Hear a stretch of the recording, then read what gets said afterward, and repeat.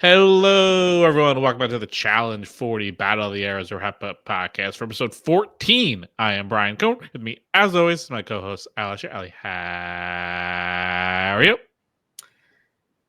I'm doing well. And now I don't know what made me think to ask you this, and I did not prepare this, but it's just the first thing that came to my brain. If you had to Skype someone non-family, aging myself, video Mm-hmm. chat somebody from the challenge house, non-family, Right. non-spouse, Mm-hmm. who's in that spot for you? Who's in the Nelly T. Corey spot?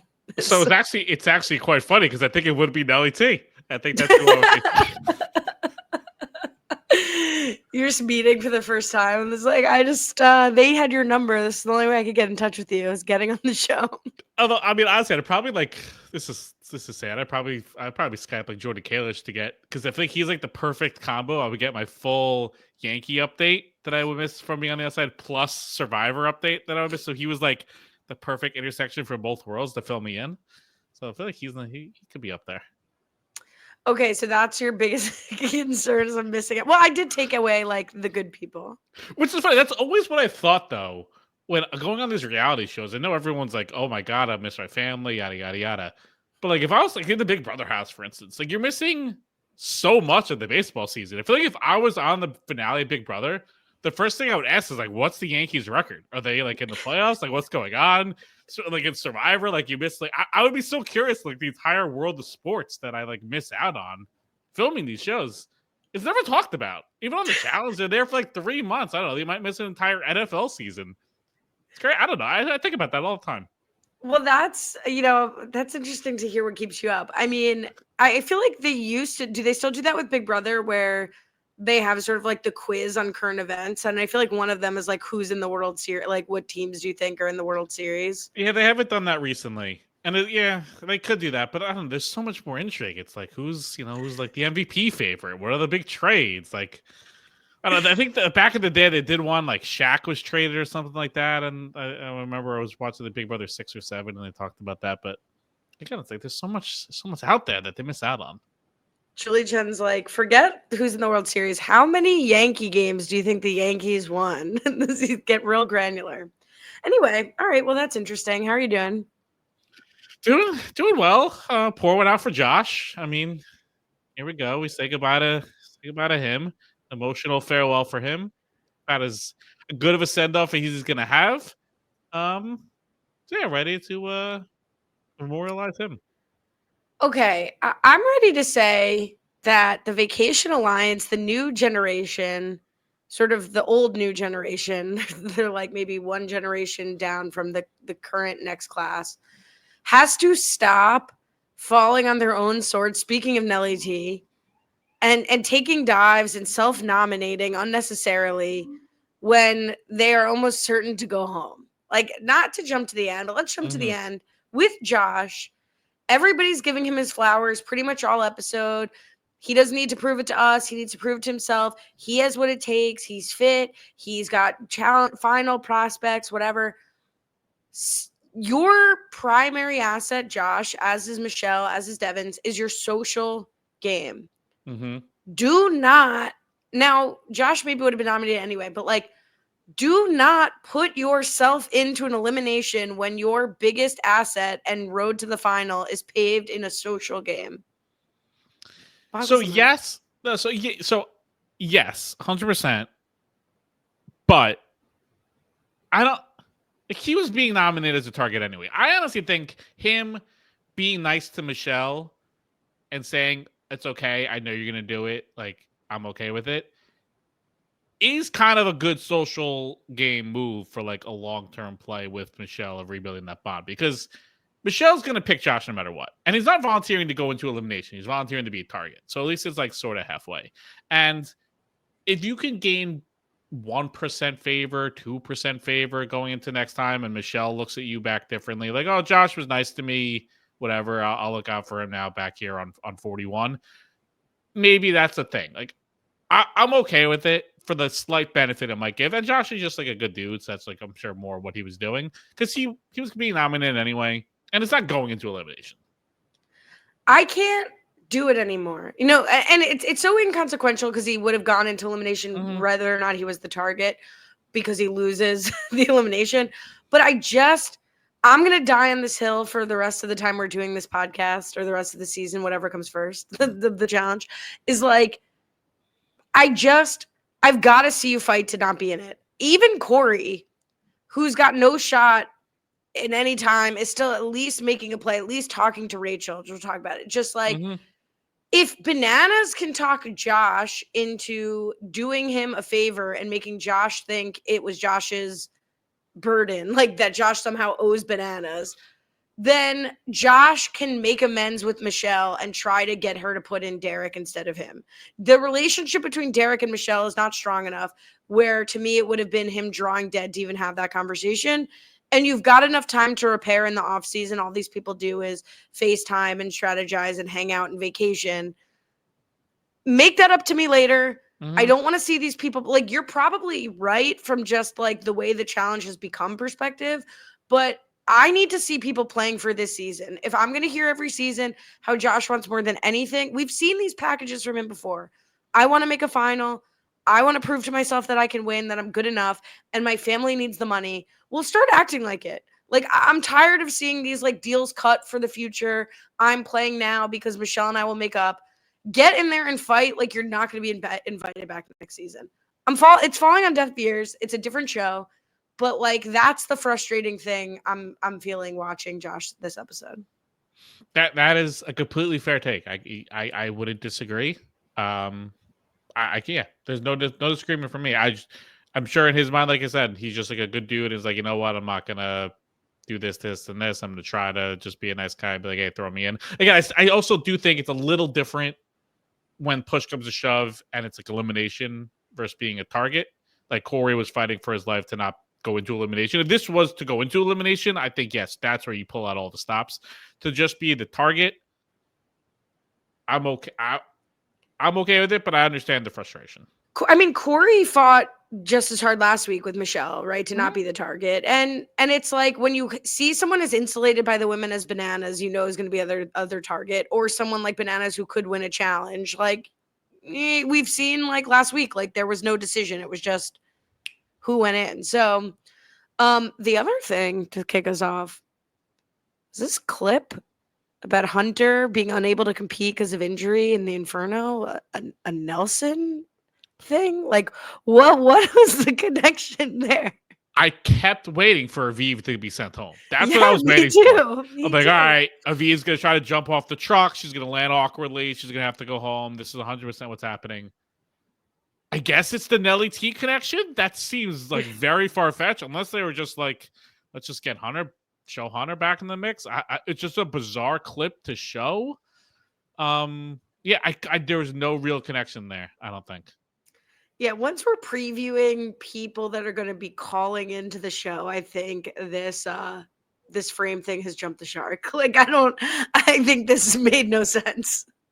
Like, just for this episode with Josh going home, there's so many clips you could show, I'm sure, from back in the day if someone wanted to prove themselves. Like, I'm going into the arena to prove myself, to show it. Like, show a clip of that. Show a clip of, all the times Corey has had things bad happen to him and has been like, I don't know. There's so many other things you could have shown throughout this episode of different themes and montages. Hell, even like anything with Bananas of people he screwed over in the past, or his loyalty to other people. I don't know. Anything. The Hunter thing makes no sense. I don't know. It was interesting. Maybe they put it out of order and that'll be next week. We'll see. One thing that's interesting of like the way these late game alliances are working out is there's just so much overlap. Like we see that clip with Rachel and Tori where they're sort of sharing certain pieces. But even Corey is like saying, oh, he's now made room in his order for his number 2 spot for Tori. So it's going to go Cara, then Tori. But Cara is solidifying her relationship with Michelle and Derek. So really, I mean, do you feel like there are even really clear sides of the house other than the Bananas versus, Tori Michelle piece? I think that's really it. And it's kind of what we almost saw coming when they first laid it out, like 3 or 4 weeks ago when they shifted this, was the people in the middle, not connected to either side, we're in the best shape because, as Michelle points out, once you get in the merry-go-round, it's very hard to get yourself out of being the target, throwing targets, being a target, throwing a targets, because you're just going to, when you have to nominate 3 people, it's almost impossible to not just nominate this person that's nominated you in the past. And now, once you're like, for Derek, the fact that he's avoided this altogether this entire time has been huge for him because he's never had to fire the shot back at any of the women. The women have no reason to fire the shot back at him. So he's able to stay squeaky clean and receiving people like Cara just finally is getting tossed in the mix. Like Rachel's avoided it almost like altogether. So the people that really have stayed in the middle or avoided any of the initial shots of being target have really greatly benefited. Yeah, it's a case to be made for what we were saying last week, where I think I said, Corey firing back on Michelle, if that's the way it ends up happening, which is the way it ends up happening, is still to me not his best move, even though Michelle has nominated him. And, there's not that many people to pick from. So in that case, it's fine. But like earlier on in the game, it might have been helpful to realize like maybe just firing the same shots back and forth is only going to keep us in the hamster wheel. And I think that's sort of the Tori Bananas Michelle of it all. But here we are with a very limited option. So that's just how it's going to be, it seems. With the challenge loving to do like twists and mix up the games, are you surprised? I think now it's not going to happen because there's only probably like 2 more of these left, that they didn't shift it up of the women picking women targets, men picking men targets once at one point, just to like keep them on their toes and keep them guessing. Because like there's like Bananas, Rachel, Tori, they've all pointed out like they kind of have this game like locked about how to play it, and usually the challenge doesn't like that. They will try to shake things up. Were you surprised that they've never mixed up who chooses who? Yeah, I mean, that would really surprise me, and I'd have a problem with it, but it's not out of the realm of the challenge possibility, but it's just like to change something that arbitrarily just for 1 week, or even if they did it for 2 weeks. I think there's been, even though I complain that there's been no episode a few times, I haven't hated the move to this format and them sticking with it, with them throwing in the purge. I'm not like that desperate for a shakeup. And if that were the shakeup, I'd be out here complaining of just like, you can't change the game out of nowhere. That feels so tinfoil hat. You just didn't want Bananas to have a run to the end or whatever they did or didn't want. But I'll say this. I don't think the format, as I've complained about before, is like that dependably successful. Like, I don't know that I'd want to see this without change again. So I think having just one gender pick the pair in general has been a problem for me. So I would be pro a switch up in the future. Yeah. And this episode is a perfect reason why, right? Like Derek projects that he would have potentially gone a different way and wanted Bananas to go in, but he doesn't even bother getting into a debate with Rachel because he has no say. Like we're robbed of that fight. Yeah, and there's obviously no incentive for Derek to do anything about it because what's he going to do? Put himself in to go into elimination? Like he's obviously not going to do that. So yeah, there's no option.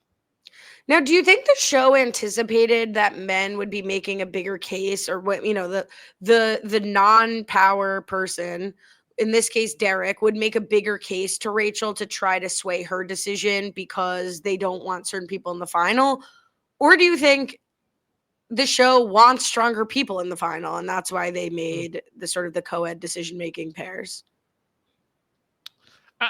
I'm sure the tinfoil hat people will be like, oh, they want stronger people in the final. They want like people like Bananas and things like that in the final. But I don't think they necessarily care. I think I'm sure they thought maybe the opposite sex would put up more of a fight every once in a while. And I feel like they've had, we've seen people try to like,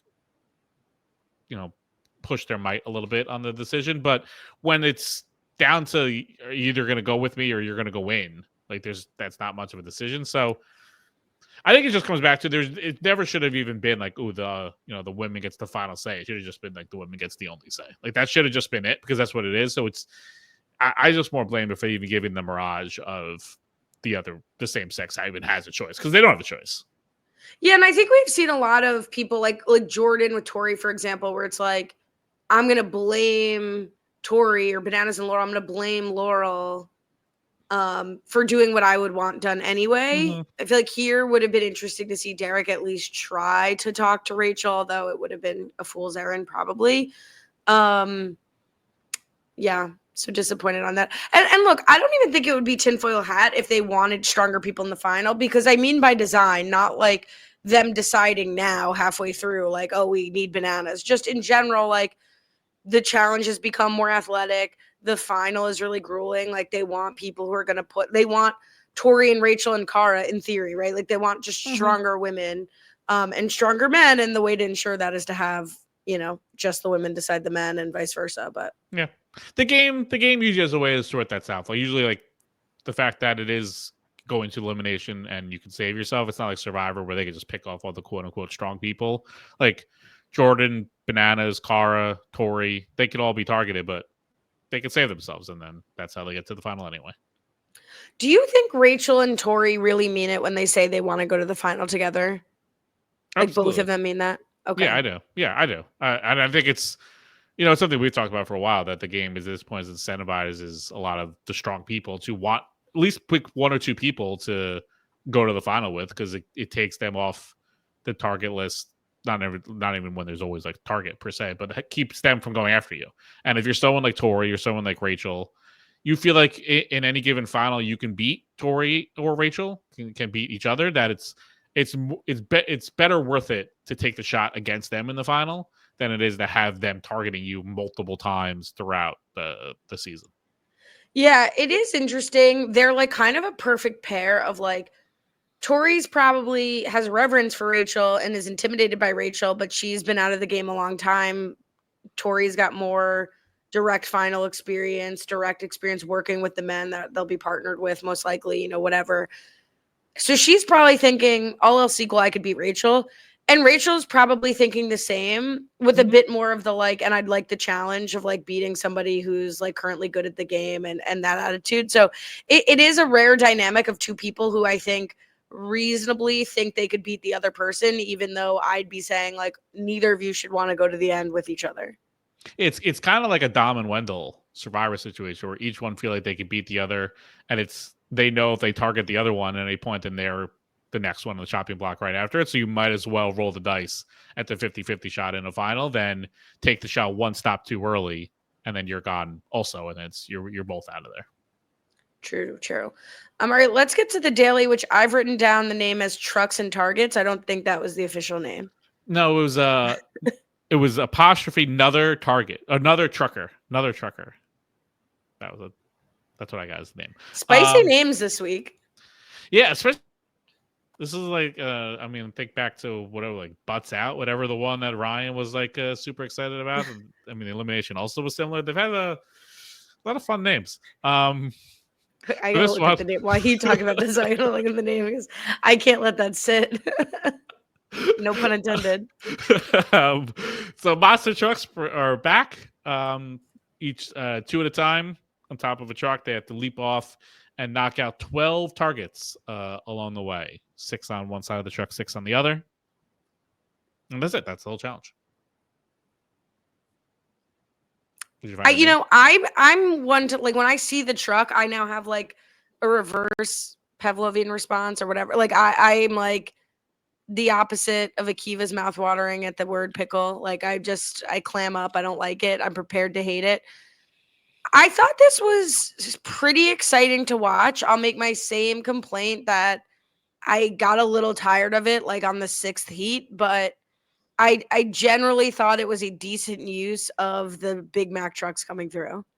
Yeah, I felt the same. I thought this was one of the better what's style over substance challenges they've done in a while.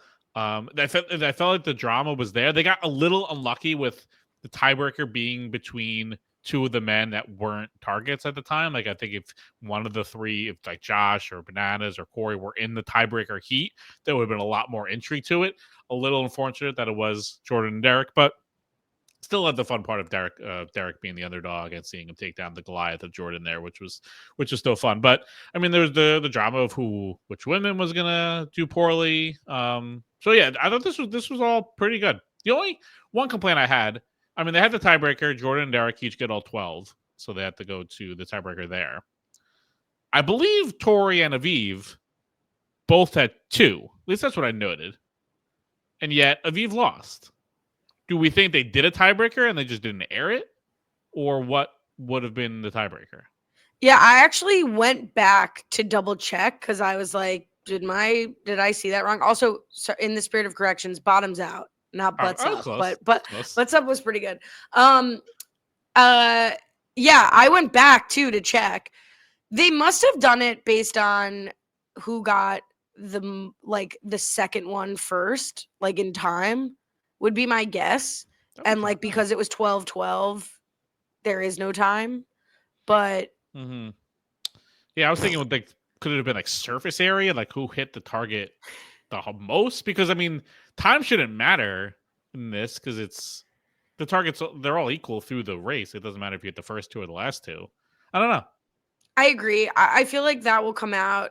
Like somebody will say, like Tori will tweet about it or something and clarify what happened. But it was a bit of a botch. Could have been explained probably easily. Even if that was it, it's just like if you don't get all of them and there's a tie, it's determined by who got the earliest target because maybe it's harder to get like the earlier ones. You have no surprise. Like whatever they want to make up, I'm sure they knew and it was fine. I would doubt that this is going to be a Horacio Derek like whatever, but it would have been helpful to have it explained, especially when there's going to be a consequence to Aviv. It's not like it doesn't matter. Right. And then so Corey's penalty for this one, because he lost last week, was a -1 of the targets. How would you rate this penalty? I really think they've been doing a good job with the penalties because my metric is always going to be it's fine if it keeps you from winning. It can't guarantee you a loss. And I think making it basically him only having, him having an automatic -1. So if any of the men get all of them, he cannot win. I think that's fine. And we see here, like, he doesn't automatically lose. So I think it was an appropriate penalty. Yeah, I'm with you. I thought it was totally fair.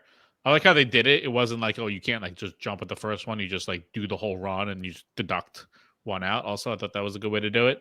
But with this one in particular, more so than most, was calling out for the thing that we've talked about forever of picking the order, because this feels like something where you're watching it, you can get a sense of like how hard you have to jump. And I think it was either Jenny or Tori figured out that like the inside ones were easier than the outside ones. So if you're just playing it safe, you just focus on the inside lane targets. But we're never going to get that again. It's also like, perhaps the men and women should have run against each other because it was a little anticlimactic to have Bananas and Corey go out right away against each other and then like know automatically that Bananas was not at risk of the bottom and Corey couldn't win, in terms of like the target intrigue. But yeah, it's interesting that Derek goes on to win. So it almost in our conversation last week about whether Michelle made the right move. If Michelle had picked Derek and Derek won, realistically, like, you don't want to make enemies by the target, but you do want to pick targets who can win so that then they're not able to target you back. So maybe that's another reason she botched it. I don't know. Yeah, and honestly, like, so if she had picked Derek, it would have been Bananas versus Josh in this elimination. And I feel like when you pick, like, she had picked Derek to be targeted and Derek wins, it's very much like a no harm, no foul thing. I feel like Derek might come back feeling like not even that bad at Michelle because it's like, oh, I won. It's kind of like forgotten about at that point. So, Michelle screwed that one up. I mean, the middle people who keep talking about like, oh, my number one is now established, episode 14. Like, can any of these people really get mad? Right? Like Rachel, Bananas, Aviv, like they to me could be really upset if like there's a turning on them. Tori and Devin or people with pre-existing relationships, Josh and Corey, they can be really mad. At this point with these like alliances cobbled together in the last couple weeks here, like I don't really think anybody can be like really, really mad. Even Corey and Michelle, like I don't think they're going to be like talking about this, next season. Especially when the decisions are being made where you have to list out 3 people. It's not like you're just focused on one person amongst the whole group and you're just focused on them. So yeah. There's only so much you can do. Totally.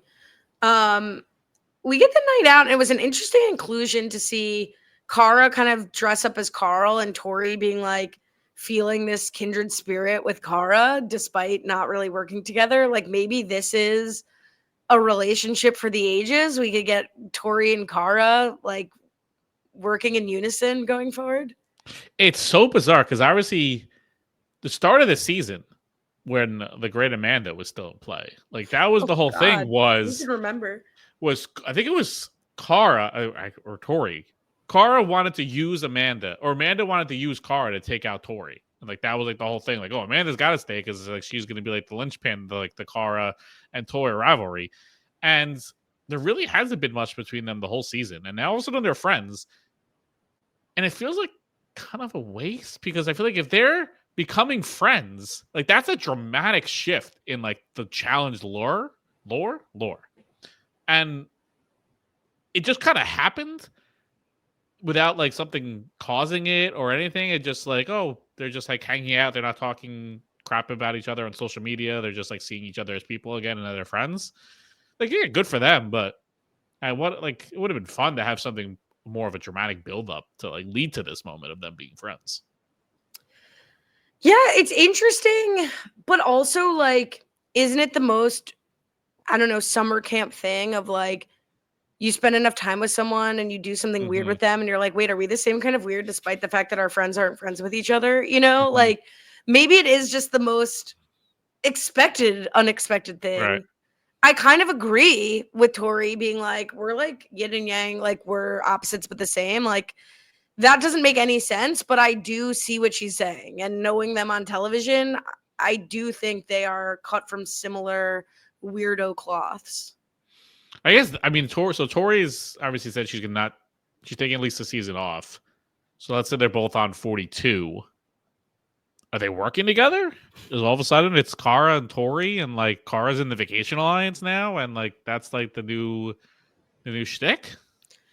This is also the problem. It's very summer camp again of just like Tori's got a lot of friends back home. Like I don't think Tori really needs any friends. So Cara's like, oh, we had this great moment where we dressed up together and went out. And Tori's like, yeah, that was cool.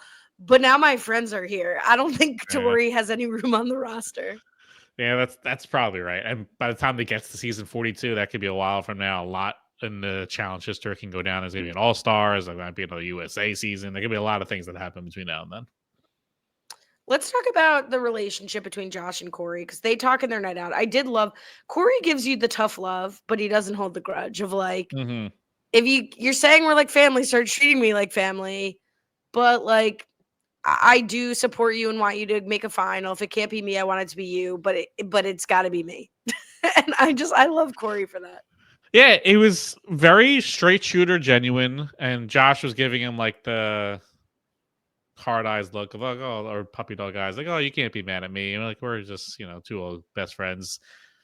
But I feel like Corey's still gonna look at Josh like the next season, still a little skeptical. Like, yes, they're friends, but Josh didn't do anything to like re-solidify trust with Corey. It's not like he threw himself in to save Corey or anything like that. So I think next time around, next season, like sure they might come into the season working together, but I think Corey's gonna look at Josh as like a surefire. He's got my back through thick and thin, like not like an LAT by any stretch. Like I think we'll keep him as like arm's length. But Corey's shown like he's got really no one, unfortunately. Like, everyone he wants to trust just like rips his heart out and does a little dance on it and says, "Oh no, but like down the road we can still work together." Rachel saying that was utterly preposterous. Like down the road, Rachel, the finals in like 30 minutes. Like, what are you talking about? where are you guys working together? This is it. This is the moment that Corey was hoping he would have you for, and you like didn't even give him the time of day. So I don't know what she thinks they could still be working towards. But and this has been Corey's theme all season. He thinks he has someone, at least sort of, and he's like, nah, not even close. Yeah, no, Corey's been a bit of a Charlie Brown for a long time, this season and beyond. But it's an interesting point. Maybe that's going to be, to me, like in the way that the Nerys Olivia was maybe the most interesting fallout to see what was going to happen post 39. Post 40, it's going to be very interesting to see how people treat Josh, particularly when key members of the Vacation Alliance, where he's in pretty decent with, Tori and Casey, say they're going to be taking a season off. So I think everybody from Bananas to the Vacation Alliance is coming away with the same reinforced perception of Josh that like Josh makes deals with everybody. Josh is a friend to all and thus is a friend to none. And he did kind of choose Bananas and Rachel's side this season. I don't think that's going to carry much weight with Bananas long term because he's really only phrased this as like, you owed me one, so now we're even. I don't know if Rachel's going to be on Challenge proper in the future, but I guess he's good with her. And then where does the Vacation Alliance fall plus Corey of like, we saw that we can't trust you, even if we're really close and we're working together half the season, you're going to do what suits you. So it will be interesting to see where people come out with Josh in the future. Yeah, I think the interesting with Josh, like he's really come across, I think it's the most likable season. He said, I think even this episode, I thought it was like very genuine. His appreciation for the show, which of course is like the number one I get to my heart. The way he talks about like he's the luckiest person in the world to be thought of as a challenger, especially being one of the faces of this era, is great. But I think the sentiment that Wes had in that like iconic clip when Josh was trying to force a rivalry with him, and Wes is like, this is not a thing. I'm not going to go after you. I don't go after people that are like the worst people in this game. Like, you're a super nice guy. We'll be friends. But why on earth would I target you?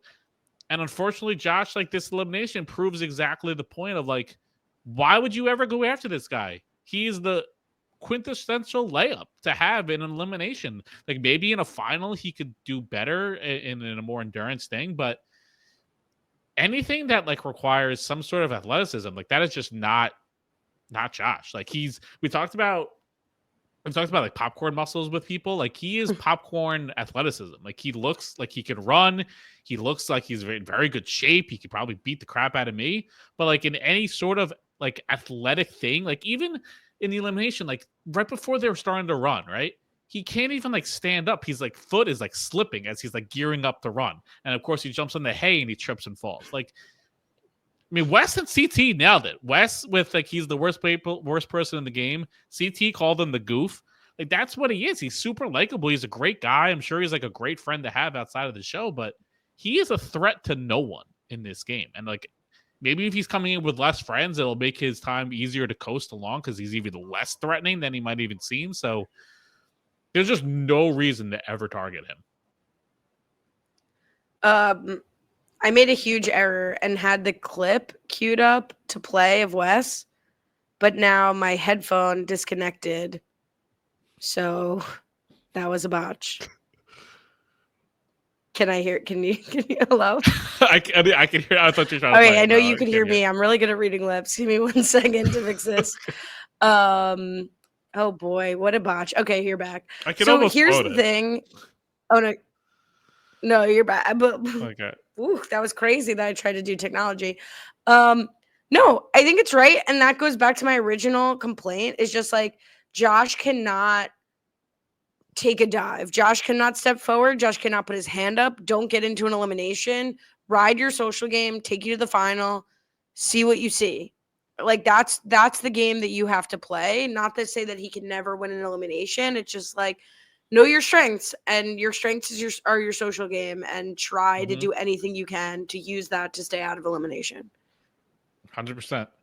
I mean, even the elimination he won, like the clip they showed of him, like look at the great, like how Josh has improved. Look at his great, like his elimination win that they showed, he was being mocked horrifically during the elimination because he tried to like throw the ball and like it bounced off the wall and like nearly hit him in the head and like he couldn't do it. So even in like the one elimination win that they had the show, it was like for other people like their most embarrassing moment in challenge history. Now, speaking of challenge history, you're a big fan of The Island. There's a very interesting discussion televised between Rachel, I don't want to say televised, shown between Rachel and Bananas, sort of officially making up post-Island. Bananas being like, I wasn't really sure where we'd be. A little weird to have it now after they've been working together so long, but what did you think of this? I mean, it felt right timing-wise just because this was the real first time like the relationship was like push comes to shove, like Rachel being tested, like Cara trying to chirp in her ear a little bit, like, oh, this would be great, take the shot at Johnny, this is it. So I think it was worth it to show it here of how far they come, but I don't know if it was like necessary to like even go back that far. I don't think anyone was coming into the season thinking like, oh man, Bananas and Rachel from the island, are they going to be able to work together? Like, sure, if it was like Evelyn or like Kellyanne and Bananas, because that felt much more like the island thing, even though it was still like 20 plus years ago at this point. But I don't know who was thinking about them two as like the post island reconciliation, but for the timing of it, at least it made sense. Yeah, and it's not like Rachel's been gone from the challenge, but she's not been gone. Like she's done like some video stuff for like her workout program, and she's been like around the scene, like where I would find it. I guess I shouldn't say this. Maybe they haven't talked since then, but I feel like they're both around enough to have communicated prior to this this season. I know they have. I mean, I guess it's true. Until you film a season with someone, you don't really know how they stand. 'Cause I'm sure at like bar events and things like that, Rachel's not going to come up to him and be like, "I'm going to screw you over at the next chance I get." Like, I'm sure that's not the vibe. So until the push comes to shove it and do a season, you don't really know where each of them stand. Yeah, but I can't imagine they have not seen each other multiple times between now and the island. True. And then another great conversation with Rachel and Derek discussing being the LGBTQ representation on the challenge. We get an awesome montage of the history of LGBTQ contestants on the challenge, both in like social scenes and in physical competitions. And I think it was really powerful, especially, today as we're watching this in November, for Rachel to talk about how she wore like a shirt that said lesbian 20 years ago, and now she'd be more nervous to wear that than she even was then. And I don't know, like, I think because the challenge has been sort of ahead of this representation game from the queer community, that it sometimes falls on deaf ears. It just like is taken for granted. It's not always discussed. I mean, we've had conversations between Ryan and Derek, but this conversation really hit me sort of for the 40th challenge season to look back on this aspect of the challenge. I thought was really powerful. Yeah, it was great, and I love that Rachel got to do this speech as well. It was harking back to the premiere when the great montage of all the top moments the women have brought to the show over the years. That she had that great speech too. So, I mean, it's really sad that this is like becoming like the Rachel season. Like on the guy's side, it seems like it's much more up in the air. But like if Rachel does go on to win, this is like going to be one of the more like overarching, this was their season's wins in like a very, very long time, considering how much from like, again, like that premiere episode 0 speech about all the women's success. If she goes on to win, like what an incredible performance this would be. Yeah, especially to go to the only like surviving person from her era. The only other person I think that has that level of a series arc is maybe Michelle, but she's having more of like a I'm barely getting by edit as opposed to like I'm in control of my destiny edit. But in terms of like having the odds stacked against them and a lot of airtime and a lot of elimination wins. But no, I definitely agree. And it definitely seems less likely that Michelle would win than Rachel. Right. No disrespect to Michelle. Yeah. I mean, look, if Michelle wins, like put it like that would be an all-time season for her. But yeah, I'm more again, no offense to Michelle, looking at realistic possibilities here. The deliberation made me yearn for last week when we just didn't have a deliberation, Still enjoyed the music though. Did you catch it? Did you enjoy the little beats that they had going down to the didn't even notice it. Dungeon? Yeah. Just me. I don't know. I like it. What that was my ringtone. Ringtone, vintage. So we talked about Nelson. This kind of made me nervous, to be honest. I was really rooting for Corey. So when I saw Corey go to the FaceTime booth, I was like, oh shit, if Taylor pops up here, I'm worried about him going home. And then it was Nelly T, and I was like, I'm less worried about him getting eliminated talking to Nelson. Yeah. I mean, I agree. I think if it was like a family thing, that could be like, oh, this is like his swan song. But if it was like Nelly T giving him like emotional conversation, this feels like, oh, this is likely to be Corey's extra push he needs to get through Josh in elimination and propel him to the final. So great to see Nelly T in such good spirits. Obviously everything he's been through. So it was a nice conversation. Brought almost a tear to the eye. Yeah, it was wild to see how they treated this, because I feel like we did see, speaking of Amanda and Corey kind of like talking about it a little bit. Like, aren't we both here for Nelson, without like really addressing it? So this was, correct me if I'm wrong, the first time the show like addressed what happened with Nelson fully. And I guess it was a few days before he got his prosthetic leg. So Hope Nelson's doing well. But yeah, it kind of like takes us into the arena. Like both guys got a lot on the line. Corey playing for his kids, channeling his daughter who had to have heart surgery. Josh playing for his family. It's gonna be a dogfight, as Corey says.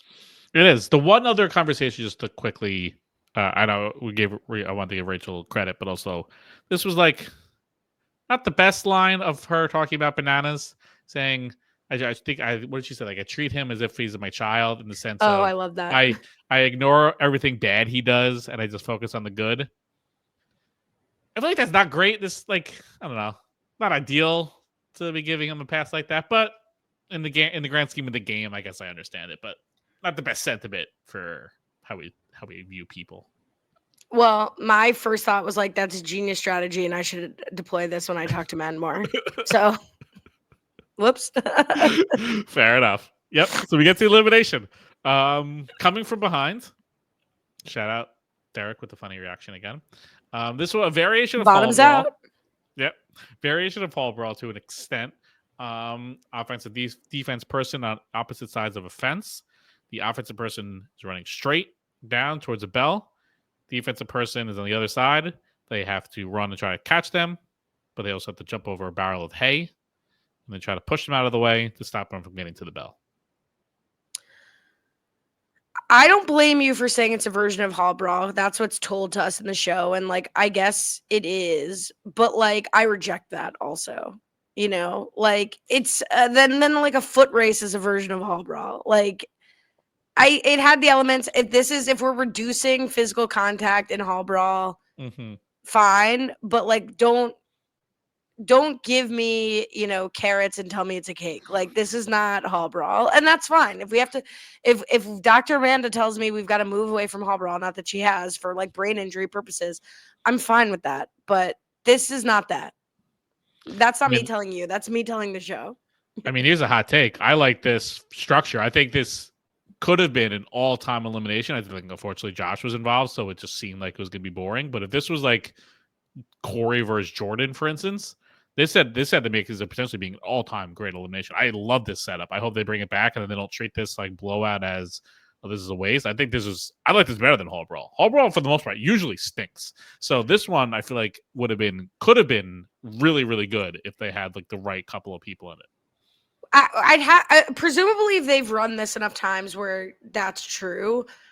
It's not even just because of Josh. Like, Corey also is incredibly fast. Like, they highlight that he played football. Like, I feel like you always talk about that. Like, Corey is a fast runner, and that's like all you needed to be to win this.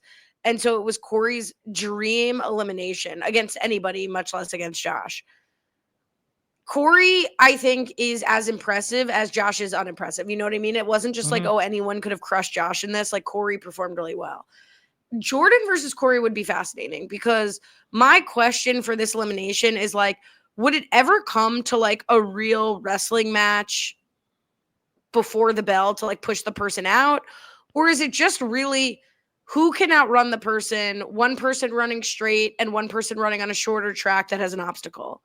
That's like less interesting to me if that's just how it's going to be every single time. Then just start them on a track and have them run. Like, then it's basically a foot race then. No, I think it could have. That's what I'm saying. I feel like this one it was just like the Corey Josh dichotomy just made it seem so bland. But I feel like if you had people more equal, I think they would have had a lot more interesting dynamics once they crossed that fence post of like what things they could have done. I kept thinking, like, is a strategy maybe you like run full speed, but you also stop right before it, and then the person on the defense that's kind of jutting out, that they zoom past you like Roadrunner style, and you like sneak in behind them. Like, there could have been more physicality once they met. I think they could have even done other things where they had like the little slits in between the fence, where I think it would have been a fun concept of like you're allowed to pop through at any moment. Like, you don't have to get through the other side. That's what I thought it was when I saw the course, but then obviously like nobody did that, so I wasn't sure. Right. Yeah. Yeah, so I think there could have been a lot of other fun things, but like again, they didn't really get to see them play out. Derek K also, I think, would have been a good one for this. Is definitely one that's made for, to your like expert point about gaming it. I feel like somebody who's like a Wes or a Derek might have been better at, okay, if this guy's faster than me, I mean, Derek's pretty fast, but like if this guy's faster than me, let me like change my method around. Right. certainly more of an offense thing than a defense thing. But yeah, I would be happy to see this back. It's just we don't need to compare everything. Not you. The show doesn't need to tell us everything is Hall Brawl. It's adjacent. I feel like it's like at least a second cousin. It's like then a foot race is Hall Brawl. Like I think to me, what's the point of Hall Brawl is the direct thing. Even the ones where they had you like run a little like rat maze first. I'm like, no, that's a different thing. Cold take. I don't care. It's okay. Hot take. Corey wins. Whatever. I think hot. Well, I guess it depends on how people feel about it. If it's hot or cold, I don't know. Yeah. Corey wins. Josh is headed out. Keep his head held high, according to TJ. Corey names his targets. Not much of a surprise. Jenny, Michelle. They tried to make it some suspense that he was all of a sudden going to pick Tori or Cara. That didn't seem like likely at all. So Jenny, Michelle, and Aviv. Yeah, I mean, the only case for anybody else, I guess, with like Tori is Tori working with too many other people? But I think, she said like really it's Jordan, maybe Kyland and Corey. So I think by process of elimination, like Corey's become her number 2. So Michelle just, made a bad bet. Not unreasonable, just not great. And honestly, for like the next time around, assuming I guess maybe they're doing one more for each to get down to Final Four.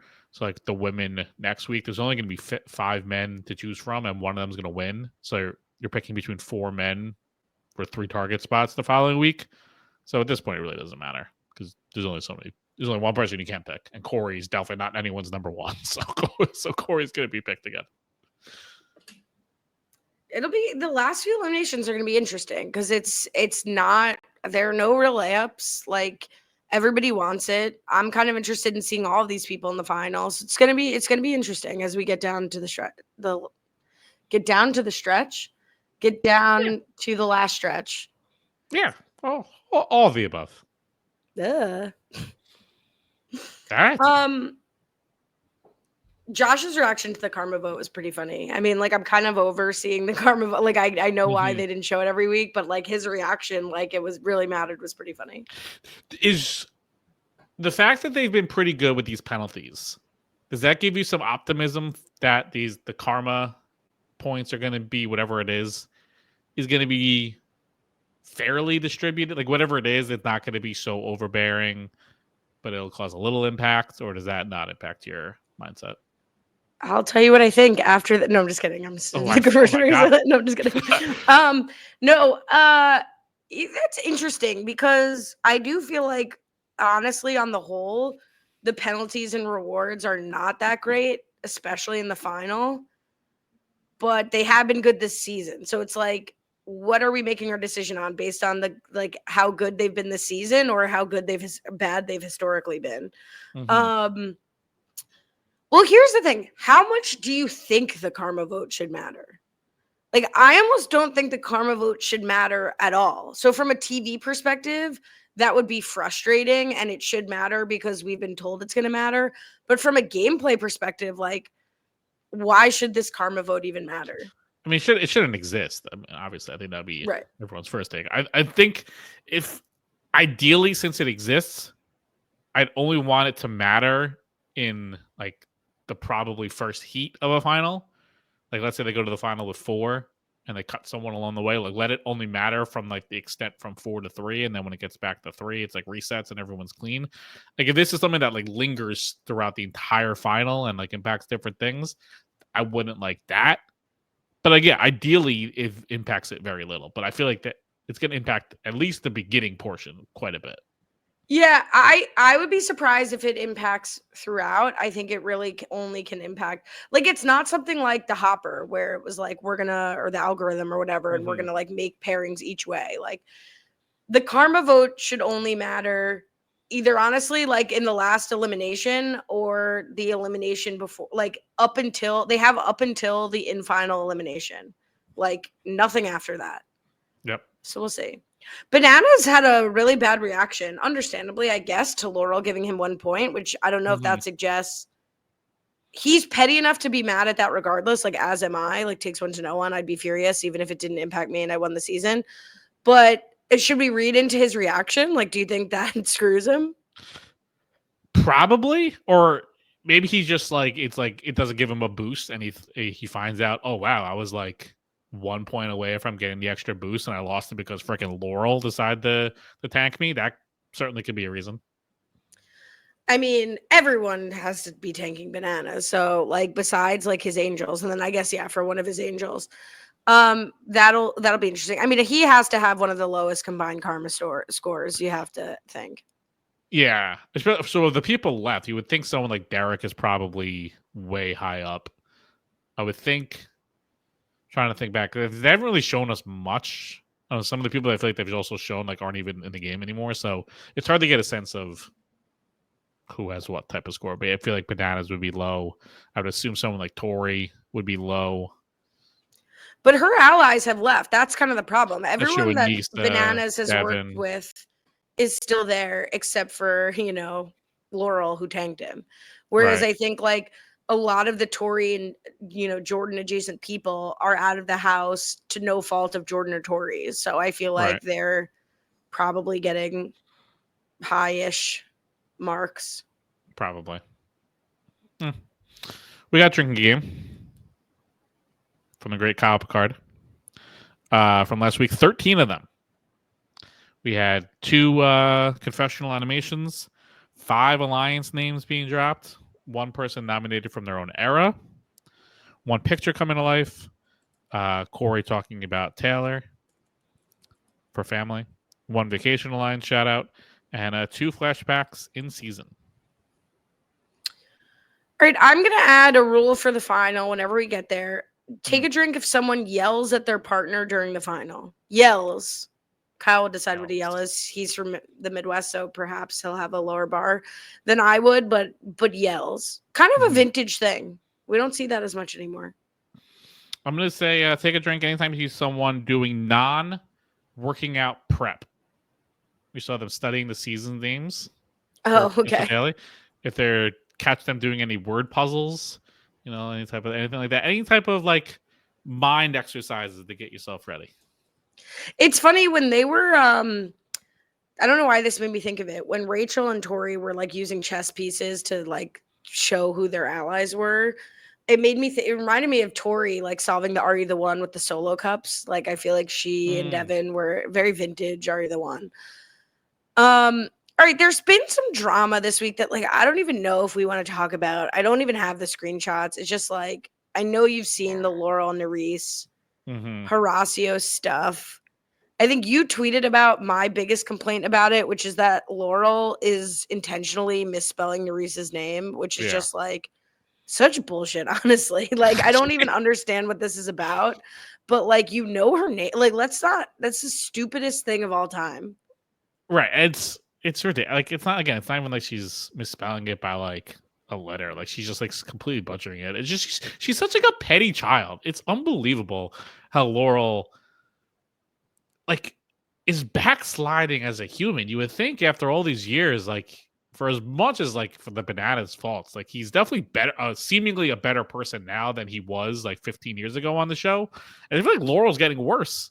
Maybe not worse. She was like pretty bad, but like still bad. And it's unbelievable. Like again, I think her winning that All Stars was like the worst thing that probably has like happened to her because like it gave her this extra sense of entitlement of like just annoyance as just like a person, and then the whole thing with Kara, it's just becoming so gross.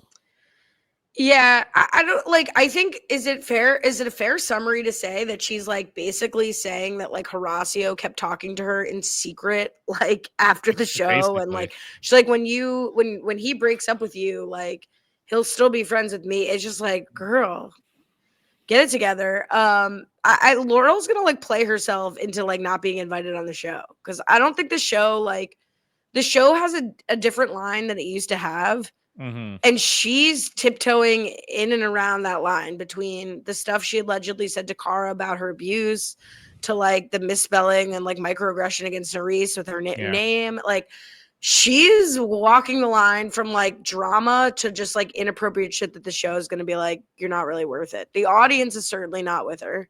Yeah. But she hasn't reached like Camilla status yet, but no, that would be it's like, but it's It's just bad. Like it's again, it's not like fun villainous. Like the stuff with her and Kara at times in its history has been like entertaining, like back and forth. But like everything that went down that didn't even show this season, and even all across All Stars, was just like exhausting villainous. And it's like, again, there needs to be the growth to the come down for their interesting story. If you're just always down, you're just not an interesting person anymore. Amen. And then I'll leave you with this blue sky, this skeet from Mike Bloom, a Mike Bloom type bsky.social. Sean Duffy from The Real World has been nominated for Secretary of Transportation. Ironically, that means he'll be in charge of road rules. It's a great tweet. See, that's the type of tweet that if the challenge was like super popular, should have like 1 million likes. Like that should be an all-timer right there. But well, a blue sky would have to be more popular, and the challenge would have to be more popular. What a timeline we live on. My, oh my. All right, you can subscribe. robhaswebsite.com/challenge feed. Follow me on TikTok for as long as that stays operable. Challenge wrap-ups.